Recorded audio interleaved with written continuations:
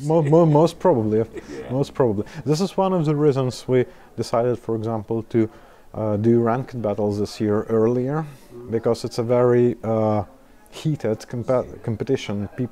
There is a very strong emotion behind it, especially for people who are fighting at the top, right, of the list for being in the first division or something like that, and that's why we decided to do them before we update the maps. Yes. And then to give some time for people to get used how things are built now, how they look like, or new tricks they can implement on this. We actually, by the way, we tried. We call it shock effect. We have a first shock effect and second shock effect. The first shock effect is when you load the new map, especially if you're a seasoned player, and then you do not understand where you are.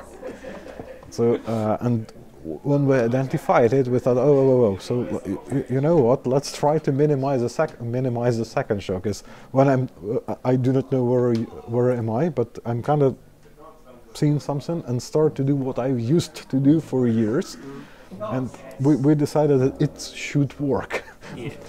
Pretty much quite well. Otherwise there will be a second shock effect. I not only don't know where am I, but I don't know what to do, and this is very strong negative part. And this was an intelligent design decision from our side to try to minimize the amount of changes, gameplay changes, that we are intentionally doing. So there will be plenty of changes we did unintentionally, or places that look like they changed. So, for example, I know, have you seen Prokhorovka map? On the Prokhorovka map, there is this ridge right in the middle on the field. So, and lots of people right now complaining, the ridge has changed. The angle of the ridge has changed. No, I guarantee it didn't. The trick is, lightning has changed. A texture has changed. What's on the ridge has changed, and this makes you feel the ridge is different. And now you or your brain, well, my brain, like a human brain, re-evaluates how it is being shaped and provides a different outcome. Like, it's different. No, it's exactly the same. That part is exactly the same, but nobody will believe me. You know? Well, that's how the brain works. Yeah, so yeah, you are correct. There will be lots of funny situations, I believe. Yeah.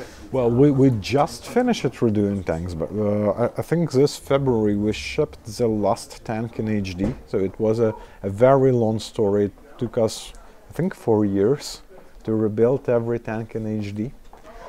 We pay a lot of attention in how we are building tanks.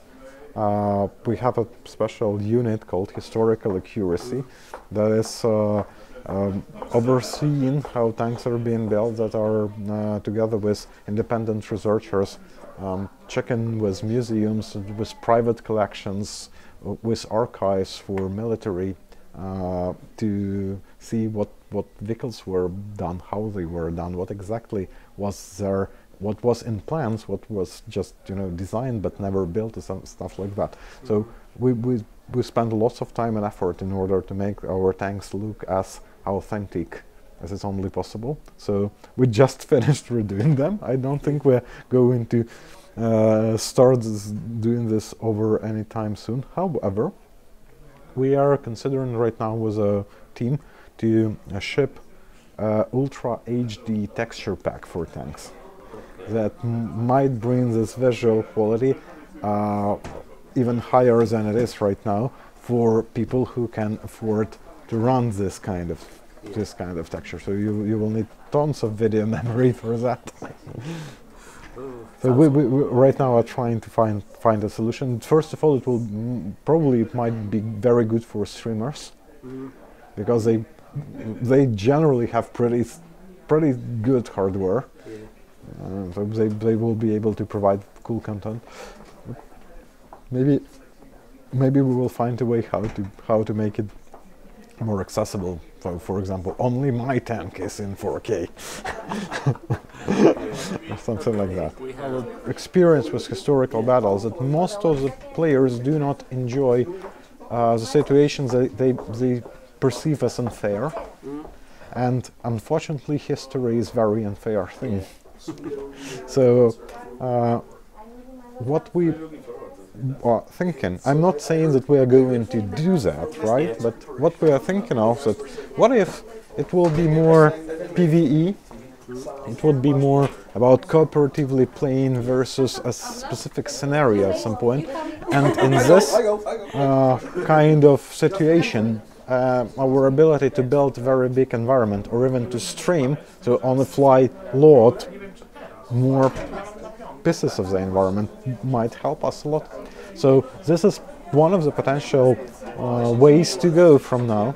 And we are experimenting this year with AI, and maybe if we will get something solid on hands, we will reconsider that particular topic. Because I was, as a player, way before I joined Wargaming, I was waiting for historical battles myself.